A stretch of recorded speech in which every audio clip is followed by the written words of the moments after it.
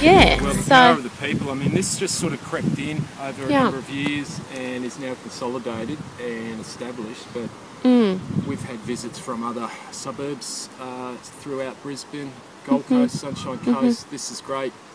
We're just starting one. How do we do it?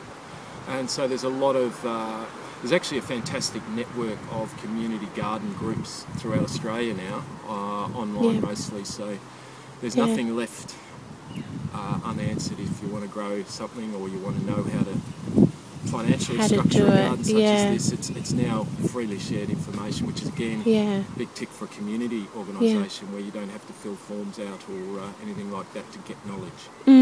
Okay, so in regards to knowledge, like, was it something that you were always passionate about, or did you learn a lot? I grew, well, I pretended to grow by my mother's side. When I was a kid, we used to grow our own veggies and stuff in the veggie garden next to our farm. So strawberries and all of that, just watching how they get put in the ground and grow and taste good. That got me from an early age, but like most people probably just went down the urban path and forgot all about all of that.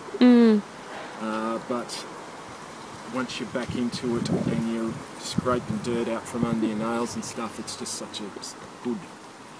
Enriching. It's just a little bit more connected with nature, which I think obviously urban Australia is missing out on.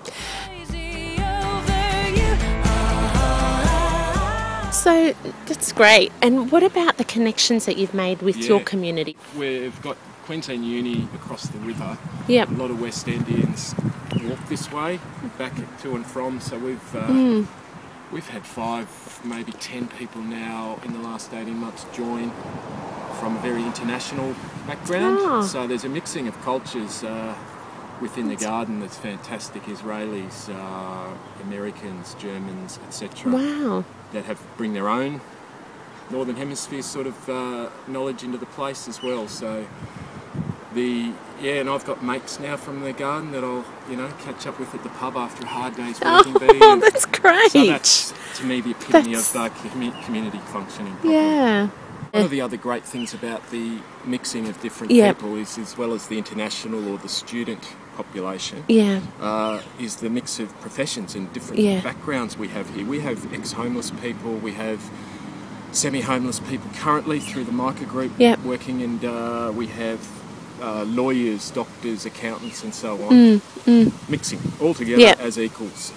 So again, it's a great vertical slice of the community where you tend to get laminar layers often in any endeavour, no matter how hard you try. This one's one of those few community groups where you can get a full cross-section of the community.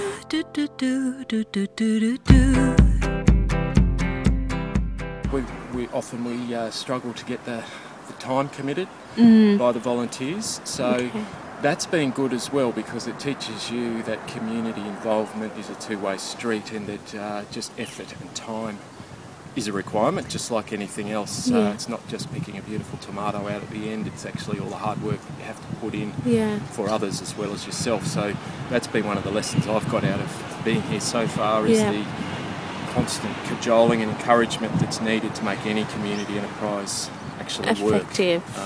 There's time and effort needed, and that's been a good lesson for someone coming in from the outside, perhaps not involved in nothing community to date. It's a good reminder that. And how about when it came to different personalities and decisions and things like that? How have you managed? Just like anyone, there's no recipe, perfect book for that, is there? It's just working through it.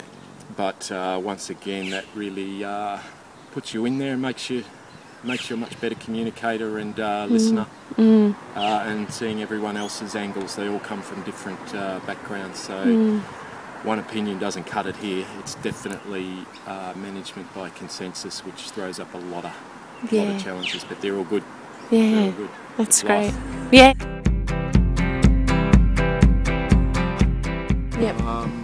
There's a range of groups that do backyard blitzes for people that don't necessarily have the financial means to renovate their back gardens in suburbia. So every now and then we'll, as a group, go and chip in at a backyard blitz. That's wonderful. People in farming communities trying to get their alpacas going or whatever. We've been up to Sunshine Coast hinterland to chip in there. I've met a fellow here who's a professional sort of numbers man, a financial whiz, and with my business, we've done business together as a result of that. Wow. So Yep. it's just like the old CWA in that respect. You chat and Yes. gossip as you go, and, Yeah. and things come Yeah. up. So. Yeah. That's wonderful. That's my just a glass or two.